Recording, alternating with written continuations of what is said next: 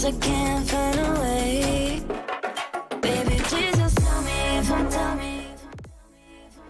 Hey, what's up, everybody? Thanks for tuning in to the Open Studio. We're here on another Thursday night at 9 for you guys. Shout out to that intro. That intro was done by the very funny, very talented Michael Gow. If you like his stuff, if you like the way those tunes warped or anything like that, you can check him out on SoundCloud, Bubba Rap.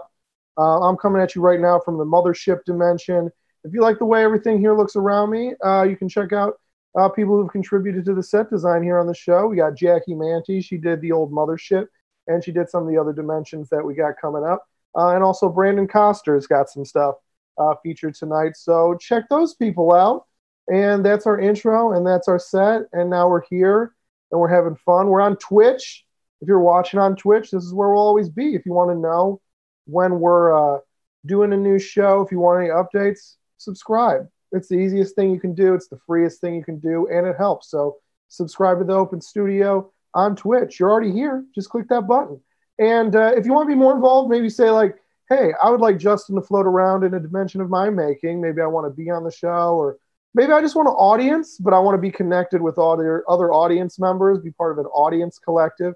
You can go over to our Discord and links to that. And honestly, mostly everything I bring up, there'll be links to that in the description. So go to the Discord. You can even go there right now. There's an audience text channel. You can chat up there. You can also obviously chat in the Twitch stream. That's a great place to sound off. So thank you guys for tuning in, man. And I'm glad you're here. And if you like any of our performers, last thing I'll say is hit that tip button. We're tipping out all the performers, split equally everything you tip. So if you like anything and you want to contribute, hit that tip button. Throw a couple virtual dollars in there. I mean, real dollars, but you know what I mean. So yeah, we're hanging out. I got what I usually got. The official drink of the Open Studio is hard or soft seltzer with fruit on ice. So I've kind of been thinking, I think I got a new thing. It's kind of like, you guys remember ASL from the AIM days? Remember that? You put in your age, your section, your location. Now I'd like you to do hard or soft, flavor of seltzer, and what fresh fruit you got in there. So right now I got a hard lemon. So sound off in the chat with what you're drinking tonight, soft or hard, flavor and fruit. I think it's a good thing. It's my drink of the summer and also the spring, fall, and winter. So thank you guys for tuning in. I hope you're doing good out there. I hope you found a drug that works for you to get through quarantine. I prefer weed. Anyone else? Sound off in the chat. Favorite drug for quarantine. Hopefully it's not OxyContin. But, if you find a way to do it in moderation, you're the one person that did it. So congratulations. That's awesome. But yeah, man, I think it's fun. My birthday was last weekend.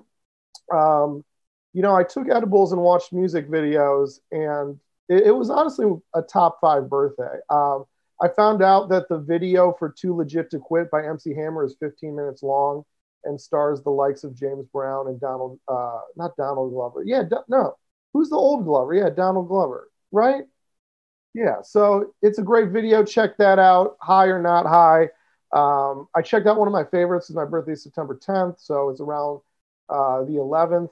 And one of my favorite videos, R. Kelly, World's Greatest. It's a song where R. Kelly tries to get us through 9/11 and also proves at the same time that we deserved it. It's a great video. Check that out.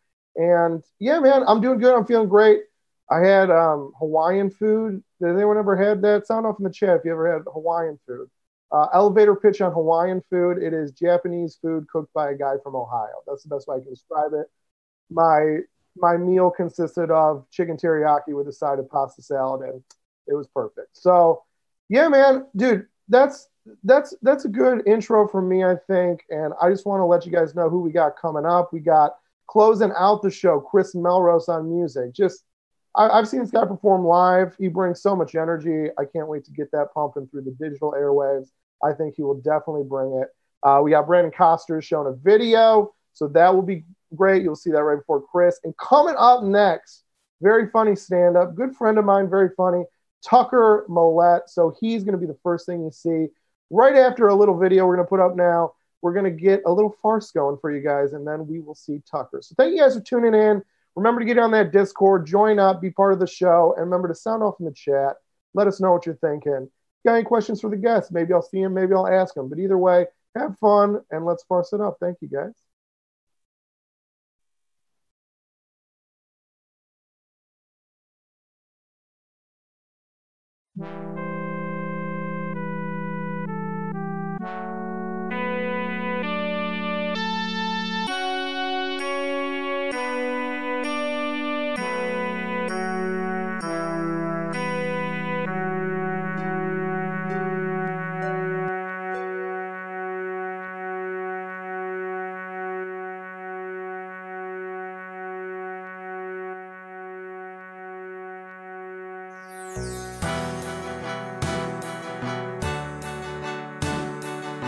After getting in a car accident, I had to go to the police station to file a police report. The police station is just a bunch of cops sitting at desks. It was terrifying. Because based on every action movie I saw as a teenager, cops only worked at desks after doing something pretty heinous in the first act. Sometimes when a cop kills someone, they defend their actions by claiming that being a cop is a hard job. But I don't think that's a great defense. In general, being allowed to kill people will always make your job easier. Like, if you work at a Subway and someone came in with a complicated order for a bunch of sandwiches, if you killed them, you wouldn't have to make that complicated order. That makes your job as a sandwich artist a lot easier. But you can't just kill someone. That's murder. And murder is against the law. I'm honestly surprised cops of all people don't know that. I think brain surgeon and air traffic controller are harder jobs than being a cop. And with those jobs, to be the best, you have to keep people alive. I guess two good rules of thumb are, don't kill people to make your job easier, and if killing people makes your job easier, you probably don't have that hard of a job. I saw a Holocaust denier online refer to the Holocaust as the Holohoax. What a truly clever and hilarious phrasing for such a truly irredeemable and disgusting worldview. There has to be nothing worse, no greater pain than having a child afflicted with a terminal illness. But the day John Cena shows up at the hospital is still probably a pretty good day. I'm in no way saying that the joy of getting to meet John Cena would overshadow the pain of having to deal with a dying child. I'm just saying that it's probably easier to have a dying child if that child shares your interests. Some people are scared of ghosts. I'm not scared of ghosts. I'm scared of dying. Therefore, I'm actually excited by ghosts, because ghosts prove that there's an afterlife, instead of the black nothingness void that I'm completely terrified of. I don't think there's anything a ghost could do to scare me. Even if the ghost threatened to kill me, I think my attitude would be, okay, and then I'll just become a ghost. The best thing about dying as a child is that you probably get to die when you still believe in heaven. That would be pretty comforting. Really, the only potential flaw I see in the Make-A-Wish system is that society's insistence that a sick child experience as much joy as possible on this mortal coil might be a tip-off to that child that most adults don't really buy that there's anything good after this earthly existence. Meeting Jim Carrey is cool, but long-term, it might be better just to get your dying child really into angels. In the end, I'm more scared of a cop threatening to kill me than a ghost threatening to kill me. That's one thing I'm sure about.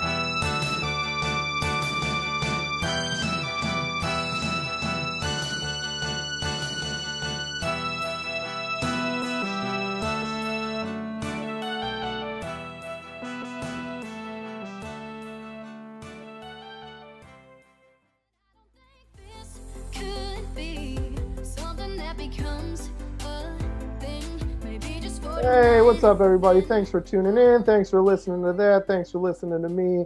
Thanks for keeping that chat super sounded off. Someone did sound off in the chat, which is what the chat is for. Danny Glover. As someone born in 1984, I am at that crucial age where both Danny and Donald Glover occupy equal weight in my mind, so it's always hard for me to keep them straight. I feel like if you're a little older, a little younger, you have your Glover, but I'm a slave to two Glover masters. So thank you for correcting me in the chat. Danny Glover is in the Too Legit to Quit music video.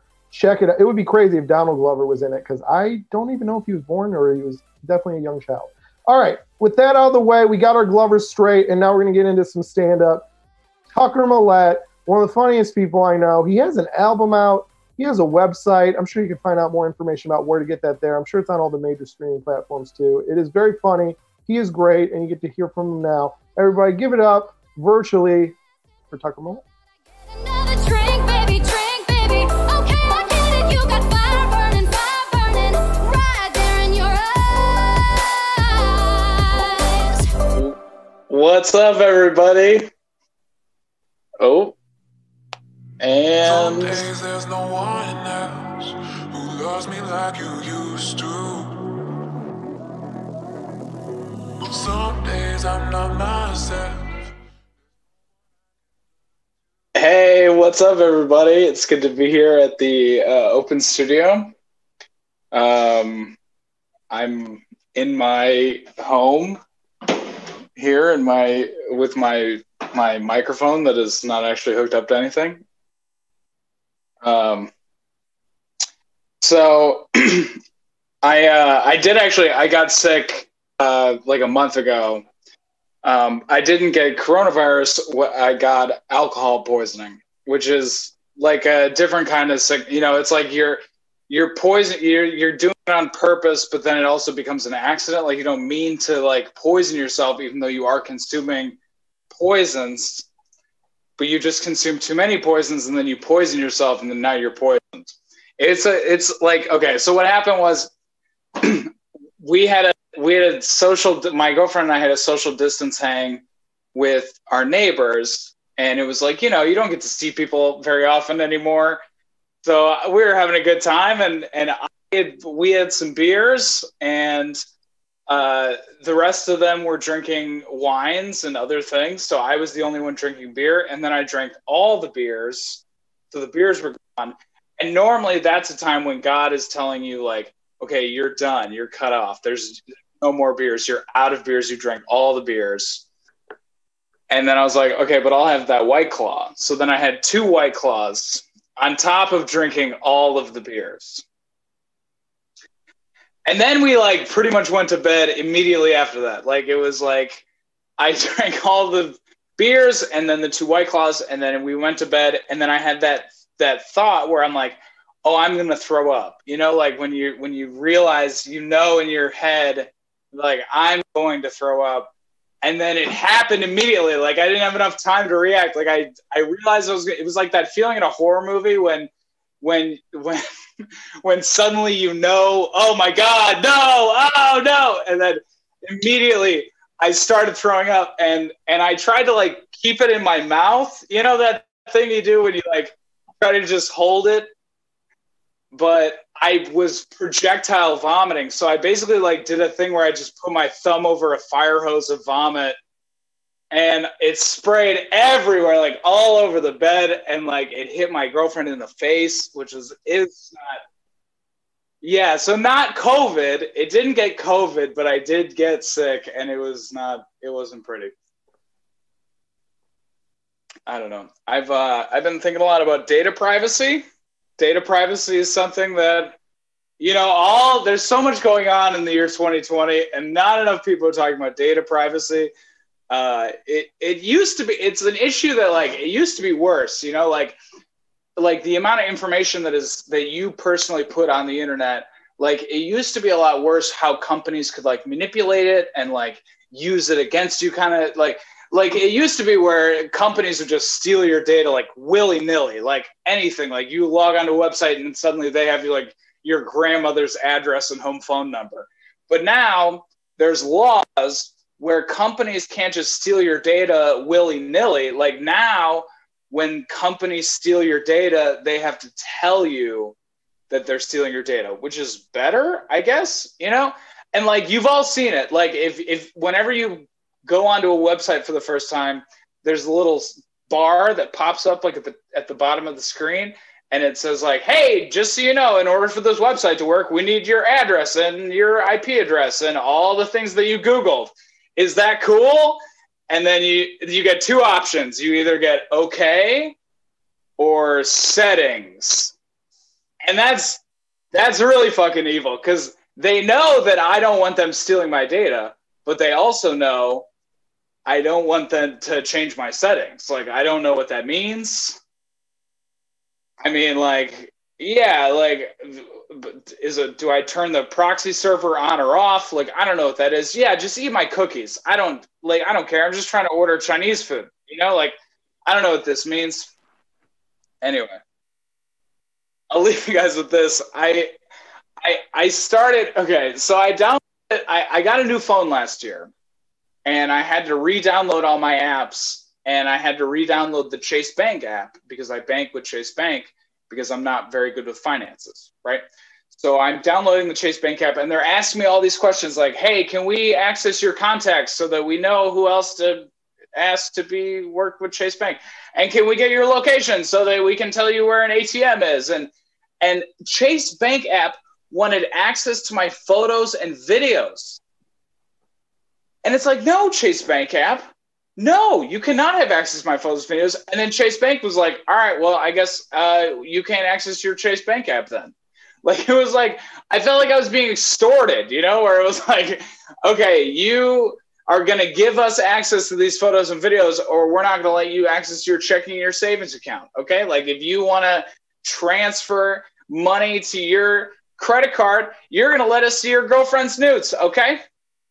It's like, what are you going to do? Go to a fucking branch? All right, that's my time. Thank you guys so much. Thank you for having me.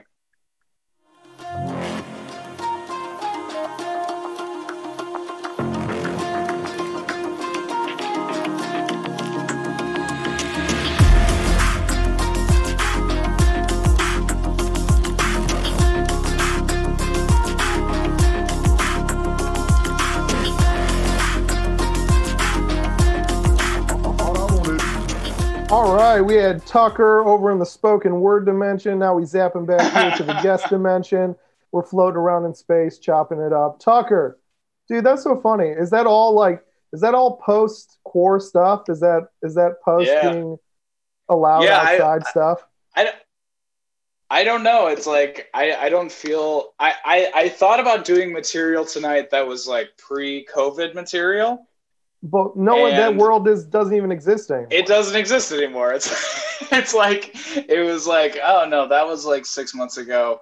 None of that relates to what it is now. Although, as a plug for my album, I do talk about a lot of things that ended up being partially or entirely correct. You had some soothsayer opinions on the album.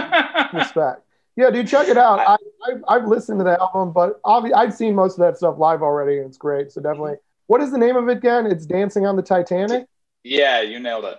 Dancing on the Titanic. Is it like available on all streaming platforms? All the streaming platforms? Hell yeah. Yeah, I'm Apple Music, Spotify, Tidal. If anybody uses Tidal, it's on Tidal. Yeah, shout out Kanye West. There's like a bunch of other ones. Has Kanye West, do you follow him on Twitter? Has he been keeping you entertained? I've been enjoying him just going completely insane. I don't know, man. I feel bad for Kanye West a little bit because it's like he's dealing with like, I don't know if he's bipolar. Like, I believe that, like.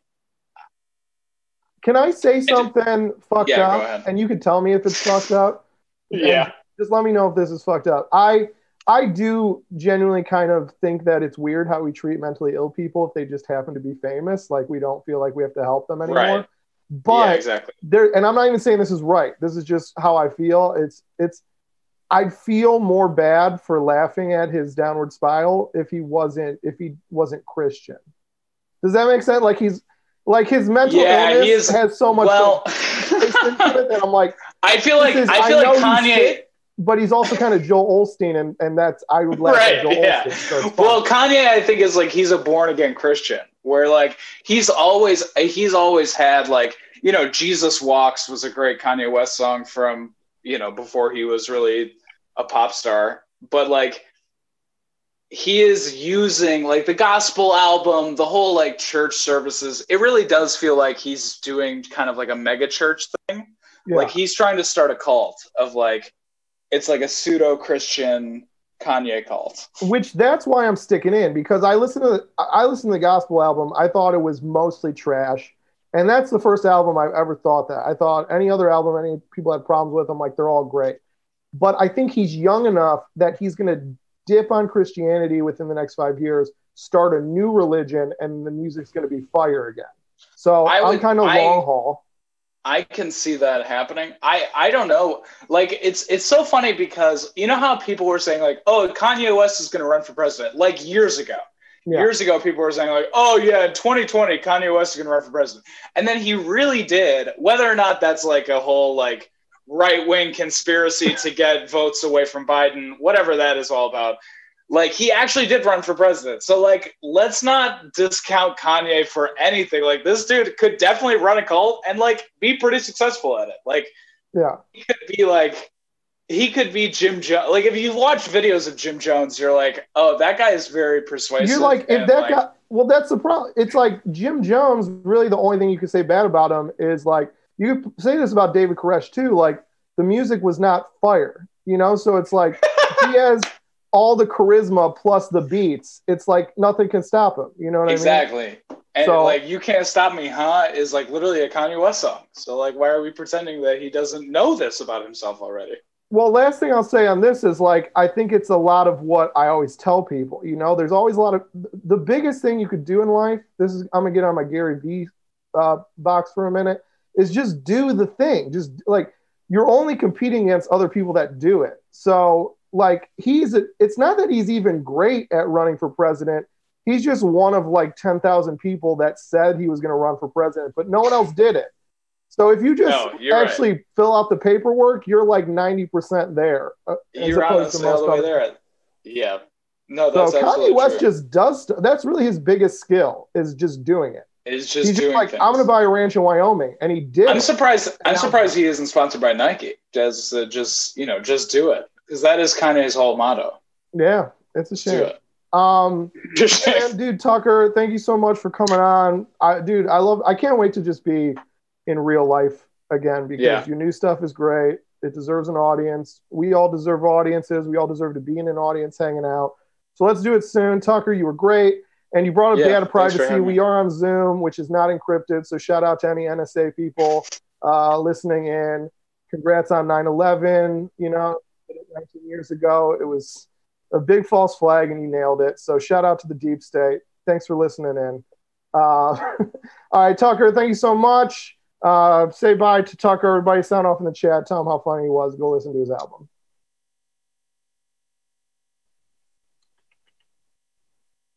Okay, so now we got our next act coming up. He is going to be showing a video. Very funny, and everybody give it up for Brandon Coster, showing a video over in the visual dimension.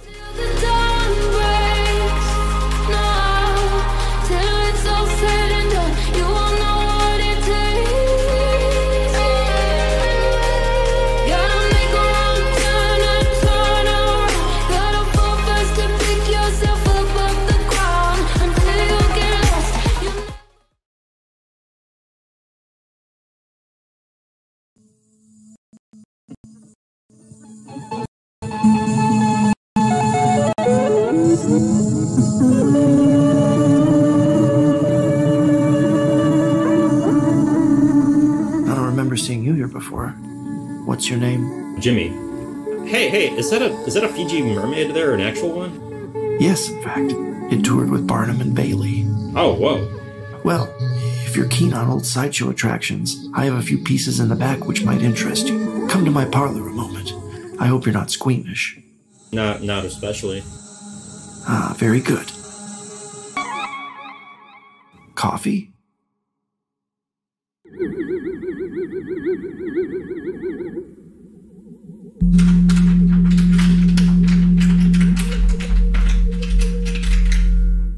Ah, the crown jewel of my collection. They recovered this from the charred remnants of Mortimer Dodson's crematorium. Well, surely you've heard some of the local lore surrounding that fire. No. You haven't? Well, strap yourself in, lad, because this is quite the yarn. Mortimer Dodson was always sort of an odd fellow, but more about him in a minute. Our story actually begins with a sailor named Emery Needle, who stumbled into a pub in town many, many decades ago. He pulled this orb right out of his pocket and said, "There are some things a man has no right to know. This stone shows the future. I'm unburdening myself of this curse. I look into the stone and it shows me a rusty cage and a bed with restraints. I'm haunted by this image." The townsfolk took him for a complete lunatic, so they had him locked up in the local asylum. The director of the asylum was a close personal friend of mine, so he sold it to me. I sold the stone to Mortimer Dodson, who ran the local crematorium and funeral parlor. Mortimer was twisted. He handled body disposals for whoever would pay him. He had these tricks he told me about. Obviously, sometimes they just burn the bodies up, but sometimes to dispose of a body, they just throw it on top of one that was already in its coffin, screw the lid down, plant it in the ground. Mortimer came into the shop one afternoon in a sweat, saying that he'd looked at the stone and he saw an image of his charred face combusting in one of his own cremation chambers. Nobody's entirely certain what happened, but what we do know is that shortly after our meeting, Mortimer's business burned to the ground with him inside of it.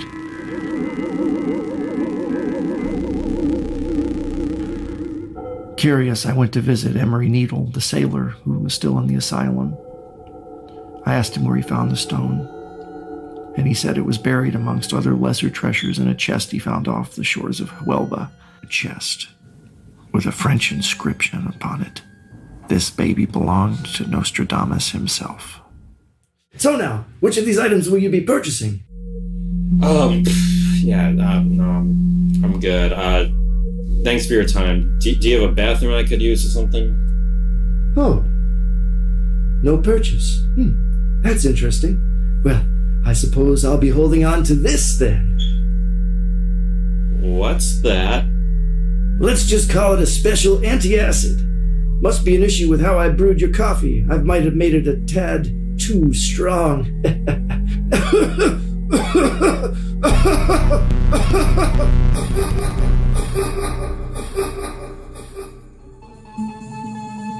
Wow, is this an actual human skeleton? It is. In fact, that's a recent acquisition. I call him Jimmy. Where'd you get this from? Oh, where do I get any of it from? Here, there, estate sales. I'm glad you're stopping in today. But this stuff, this is nothing. All of my truly amazing pieces, I keep them in the back. Would you care to come see my parlor a minute? Sure. I hope you're not too squeamish. No, not really. Very good. Coffee?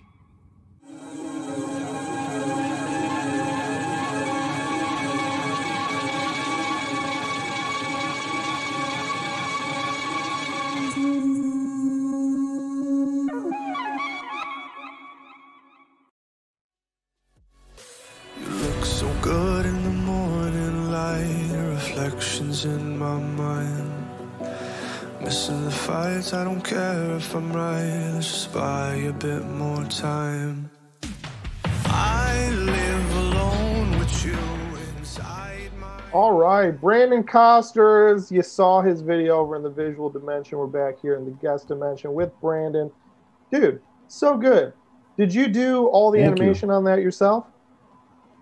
I did, yes. It looks great. Do you have so because I just have 24 hours a day to fill with stuff now because of quarantine, I've actually started getting into watching adult animation. I started watching some Ralph Bakshi stuff, like he did Fritz the Cats and whatnot. Do you have any favorites or anything that inspires you? I don't know. It just weirdly made me think of kind of that old 70s, 80s adult animation watching your stuff. I didn't know if you had any inspo from that or like that or anything like that. No, I'm delighted by that question. So I used to do a lot of publishing. I published a lot of articles interviewing different animators, and I actually had the wonderful fortune of speaking with Ralph Bakshi about 10 years ago.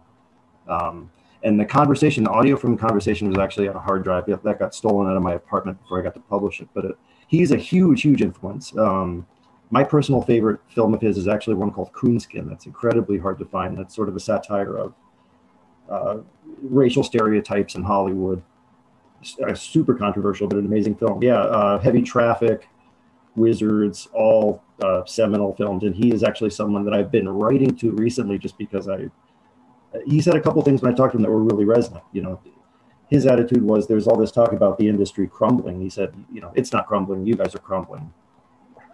He said that with how, easy production is comparative to how it would have been in the 60s or 70s or during whatever other period of time. You can do so much with complete autonomy now, and really. So I think so much of it is just, figuring it out so that the only significant cost you're incurring is opportunity, That's such a great way to put it. Like, I definitely am going to memory bank that phrasing, because it's definitely a thought I've had, and that's just such a perfect synopsis of it. Like, it's not crumbling, you are. I just remember, like, even this was a few years ago, I was talking to, like, kind of like an older guy, and he was talking how he's like, yeah, I have this idea. He was kind of like just pitching this very general idea for, like, a radio show that he wanted to, like, pitch to, like, a radio station. I was like, you could just do like a podcast. Like, it sounds like that'd be like a great podcast. You could start doing it right now. You wouldn't have to wait for someone to like pick it up. And he's like, yeah, but I kind of just like want someone to do all the work and I just come in. I was like, okay, well, you sound like a cool dude, and it's like that. So I agree. It's like, it's easier now for anyone that just has even the slightest of ambition. So that's cool. That's so awesome. You got to talk to him. Yeah. It's so hard to find his stuff, and I would like to support. I support supporting. Please hit that tip button. But because it's hard to find his films, I actually was lucky enough. I found a torrent that just had like all of his films in one thing. So like, yeah, I've seen Fritz the Cat, Wizards, and I haven't seen Coonskin yet, but I heard that's like one of the best of the lot. So I'm gonna try to watch that one soon. But I think the style's so good. I've been pitching Fritz the Cat to everybody. I'm like, Fritz the Cat could be about 2019, 2020. Like, it's such a great satire of just like both sides of populist movements. Like, it's just interesting to see art from the 70s about the 60s, because I feel like a lot of art about the 60s is like from the 60s, so it's very myopic in a way. So it was just great to see this guy that kind of had this nuanced take on what had just happened as opposed to what's happening, because I feel like you can have more of a bird's eye view. But yeah, that's great. Any other interesting nuggets or things that you heard from him that like inspired you, either as like an animator or just a creative in general or anything? Sure. So we were talking about the subject came up of computer-driven animation, or the degree to which animators are reliant on computers now. And I just sort of asked him, what are your feelings about this? And he told me a couple of things that were interesting. He said, first of all, this was like 10 years ago, he said that Wizards 2 was supposed to be produced. I don't know what the state of that is.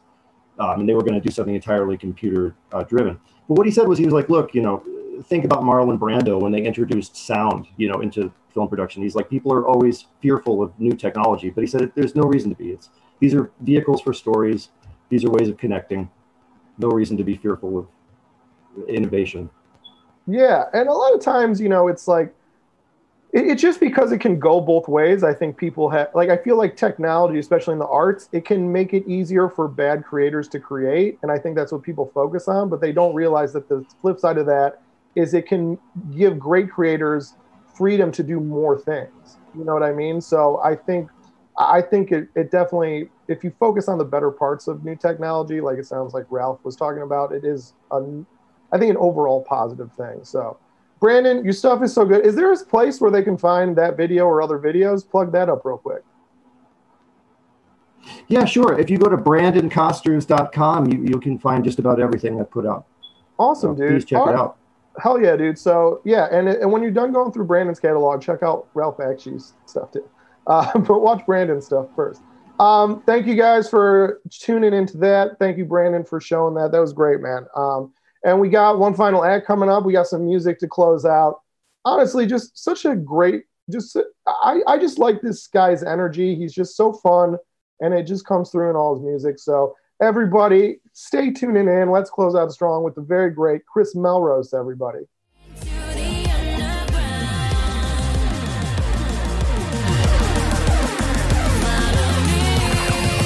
Got it. It's not letting me start it yet.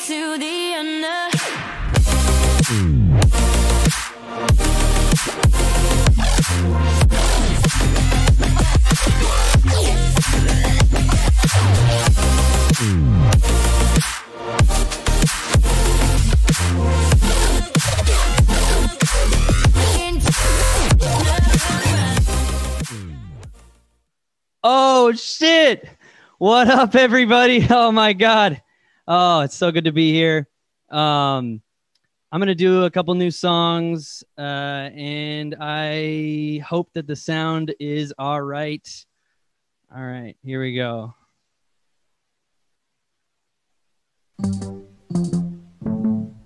I'm positive and regulated, the opposite of every hater. No judgment, no baiter, only takeout, no waiter. Hope I don't see a day I eat my rice cakes and taste no flavor. Lightly salty with the crunchy peanut butter.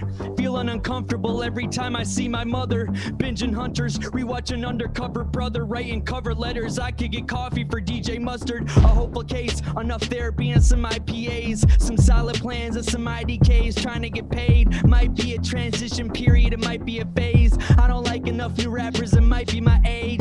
Got the Travis, put the sauce on a burger. That's the Mick Jordan in a suburb right now, and it's boring. Making shots with no defender, they never count. These kids wanted to play, I had to turn them down. Solo dolo in the Rona air, reaching 70% of my potential cause I almost care. Every day I act like I'm almost there. Just a couple more hits and then they love me, man, it's only fair. Even if I reach the top, it would be only there. That's what I tell myself. What do you tell yourself?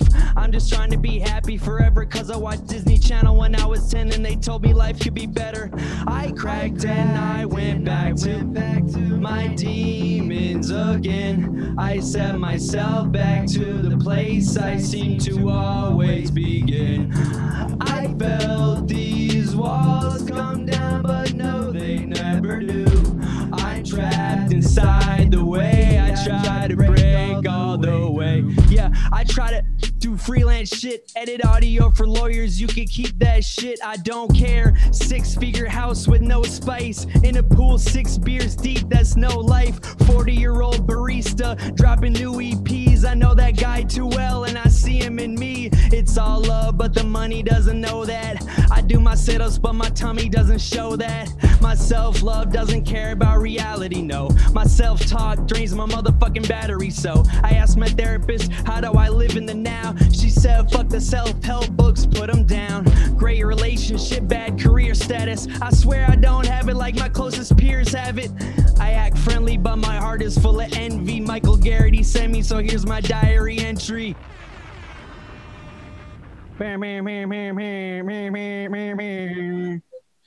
right.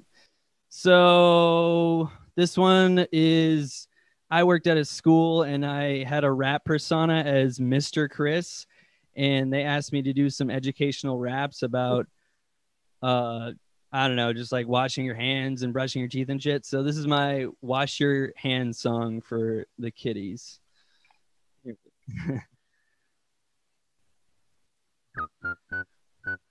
Yeah. So went to school and ran into a student holding out his hand like he's down with the movement. I said, hey kid, did you wash your hands? He looked at me like he didn't understand. I said, hey, I can't slap your hand, oh no, if you didn't wash them both with water and soap. So it's back to the sink, water and suds. He said he got them wet but forgot to scrub. I'm like, wash your hands like this. Get the soap all the way under the fingertips. 20 whole seconds on the clock, don't skip. Lather up, scrub till the wrist, better wash them. Wash your hands like me. In between until it's all germ free. Get them both sudded up, back to the front. Very clean hands is what you want. Better wash them. Wet your hands with running water. Add some soap, now it's time to lather. Rub them together, let the soap gather. Suds and bubbles, rinse again after. Make sure you got everywhere. These germs here, they just don't care. The freshest hands got the freshest vibes. Here's to having clean hands for the rest of our lives. Wash your hands like this. Get the soap all the way under the fingertips. 20 whole seconds on the clock, don't skip. Lather up, scrub to the wrist. Wash them, wash your hands like me. In between until it's all germ free. Get them both sudded up, back to the front. Very clean hands is what you want. 20 seconds on the clock.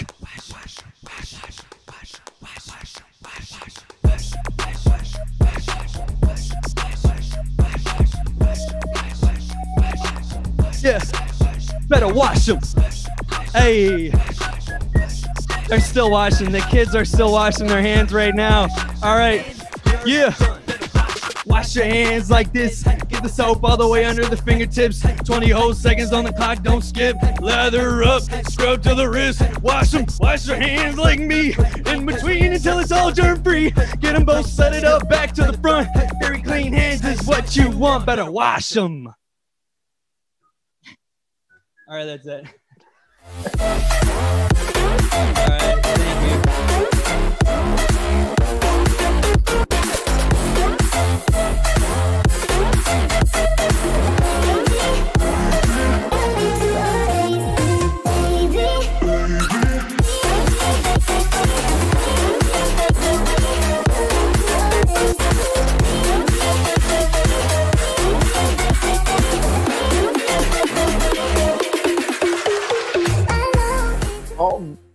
All right, zapping back over from the music dimension back here to the guest dimension. We got Chris Melrose. Don't let the Chiron fool you.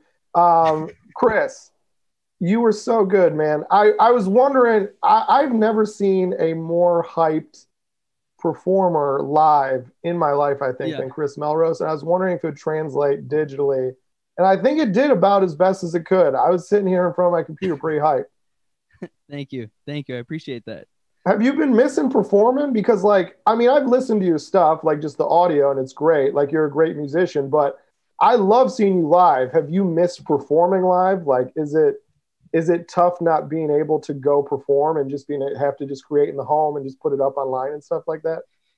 Yeah. I've been just trying to keep doing music and keep doing podcasting and keep writing and keep making art. But yeah, I do miss performing. I mean, I miss just like hanging out with friends, like partying, you know, because I really look forward. I've heard that from most people in all art forms that do any kind of live performance. I'm like, oh, do you miss performing? And they're like, yeah, for sure. But I also miss going to those shows and being around my friends and like hanging out afterwards. So yeah. Like, and like I said, last time we did this show 2 weeks ago, like that's kind of what we're trying to do here. That's why we set up the Discord channel so people can like hang out between the shows, after the shows, during the week leading up to the shows, and like either collaborate on stuff or just shoot the shit about art or whatever. So yeah, hit that Discord link in the description if you want more of this and more of that. Sure. So Chris, I hear possibly in the chat that you have strong Jesus is King opinions. Is this true? Yeah. So okay. So the last song on Jesus is King, it's like Jesus is Lord, and it's only 50 seconds, and it's like the dopest song on the album, and then he just cuts it off at 50 seconds, and that was what I didn't like the most about it. But then I went to the IMAX and I saw the movie, his IMAX movie, and you do get to hear the rest of the song in that. And is it worth it hearing the whole thing? Yeah, I want to get that song. I don't know when he's going to release the full like 2.5 minute version of that, but it was tight to see in theaters. And one other thing that I liked about the movie was there was just like a random image of a fawn at one point. There was some kind of random shit in the Kanye movie that was like, what is he doing here? But like, it was good. I feel like once you see the movie, you kind of see the vision a little bit. But okay. I also felt like, I mean, I didn't really love the album either, but I listened to it more than I listened to any other Christian music, you know, like that's true. I mean, I have listened to it. I listened to it twice because I wanted to give it like a full, like first impressions plus like a redo. And I guess that is the best. That's the best thing you can say about it is it dominates all other Christian music for sure. That is for sure. And I feel like it could have the potential to be like The Life of Pablo. Like I feel like when The Life of Pablo came out, I was like, this is okay. And then it grew on me over the years and it just kept getting better and better. And now when I listen back, I'm like, oh, this is a great album. Yeah. You know, maybe that will happen with Jesus is King. Who knows? That's possible. And, you know, I felt the same way about Life of Pablo, which was the first one where that happened because other albums, even like I feel like Yeezus, I think is like my favorite of his. And a lot of people said that took them a while to, kind of grow on. But it hit me immediately. I thought 808s and Heartbreaks immediately. I liked it, even though people said it took them some time or they just don't like it. But Jesus is Yeah. King, still not, but all we got is time in quarantine. Maybe I'll give it another spin, see if it got better. Yeah. Have you had to die? Yeah. Have you had to die on the Kanye Hill though? Have you ever been in conversation with people who are just fuck Kanye, and you're just like, well, no, because I just stay with the he's not.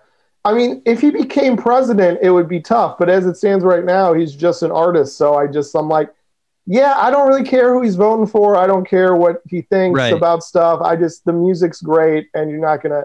So that's kind of my defense. But yeah, you're gonna encounter that. But you know what? Like, I think he's doing fine, and I think as long as he keeps putting out good music, I don't think people will care. But have you had to defend?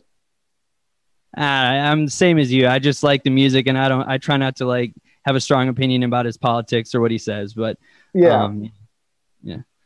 Shout out to go ahead. I was just saying, shout out to you and shout out to Michael and everybody who performed tonight. This is great. Oh, dude, yeah. Thanks for doing the show. I'm glad we got to get you out and moving around, performing some music. It was great to see you again. And are you in Minneapolis now still? Yeah, we're about to move. Yeah, we're about to move out east. Where are you headed? Is this breaking news? We're gonna move to We're gonna move to New York in a couple months. All right, you heard it here first. Open Studio, breaking news. Chris Melrose moving out to New York. He will crush it there. It is a loss for the Midwest for sure, but I'm sure he will come back. I'm sure he'll come back and visit, and make sure you check out. Like I said, if you're craving like live performance, make sure that this is like the first thing you do when you get that Bill Gates vaccine is go see Chris live, because he crushes it all the time, whether he's on the East Coast or in the Midwest. So check him out. Yeah, I mean, even in the core, check out his SoundCloud. Like I said, his music holds up without him jumping around, getting everyone hyped, but it's definitely just an extra bonus. So see him live, listen to his music. Chris, dude, thank you so much for doing the show. We appreciate it. You're the best. Thank you. You are too. I love this. All right. Well, that has been our show.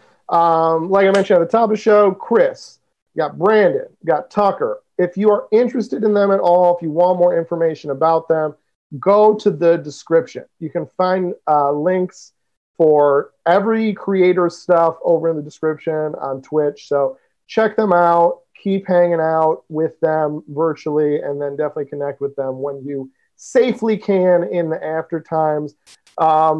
We're going to come back in 2 weeks. We're here every other week on Thursday at 9. So subscribe on Twitch so you get that notification when we're live, and you can come hang out with us and sound off in the chat with all of us while the show is going on. And if you want something to do in that time between the 2 weeks, and there is stuff going on even during the shows, but I mean, it's the perfect thing if you want to keep artistic and, like Chris was talking about, keep that hang going. Make sure to join the Open Studio Discord server. There's a link down in the description. And if you want to be on the show or contribute, maybe you have a dimension you want me or one of the other guests to float around in or anything like that, maybe you want to make a poster for the show, there's a lot of opportunities to contribute to the Open Studio. And the only way you're going to get down on that is if you get down on the Discord. So definitely hit that up. And if you want to throw a little money to tonight's performers, I'm sure they would take it, and we would love to give it to them. And if you hit that tip button, you can do that. And as I said last week, we could easily just be in a few Zoom bubbles, chatting it up, very lo-fi, but I think this is probably, based off the 1 to 2 that I've seen, this is the best streaming show on the planet, probably on the planet, at least in this hemisphere, and that is because we got great co-directors. We got Stephanie Duffy and Michael Garrity, and they don't only make this show look good, they do art of their own. So again, description. I got to say it again, but I shouldn't. You already know in the description. Find out more of their stuff. And I really think that's about it for the show. We like to keep the stream going and play a few Jackbox games just because, people miss the hang. Try to emulate that as virtually as possible. So stick around. If you head over to the Discord, we have an audience voice channel so you can chat live. There's a text channel too if you're a little more shy. But we'll be playing some Jackbox here on the Twitch channel. So you watch the game here, and then you chat us up in the Discord. So it's a great way to hang with everyone that's a part of the show. So thank you guys so much for hanging out. Please stick around a little longer if you want. If not, come back in 2 weeks. And in the meantime, hit that Discord up. Thank you guys. Have a good night. Bye.